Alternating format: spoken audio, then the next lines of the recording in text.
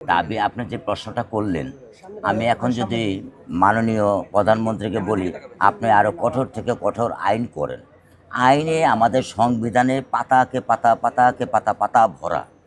আপনি আইন করলেন, আইনের যদি সঠিক বাস্তবায়ন না করা যায়, তাহলে সেই আইন কি কোনো প্রয়োগে আছে? সেই আইন কি কোনো প্রয়োজনীয় জনগণের কাজে উপকারে আসবে? আমরা এরকম আইন চাই না।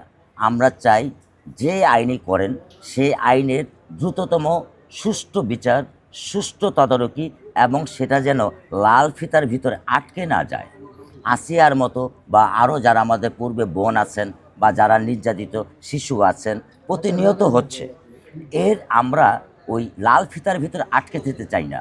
আমরা চাই সরকার এমন একটা আইন করুক, আসামি যদি স্বীকার করে যে আমি দোষী, তাহলে সর্বোচ্চ 10 দিনের ভিতরে বা দ্রুত থেকে দ্রুত সময়ের ভিতরে সে রায় কার্যকর করা হোক। তাহলে মানুষের মনে স্বস্তি ফিরে আসবে, মানুষের মনে ভয় দেখা দেবে এবং তারা হয়তোবা এইসব অপরাধ থেকে তাদেরকে নির্মূল করবার চেষ্টা করবে। ধন্যবাদ সবাইকে। ভালো।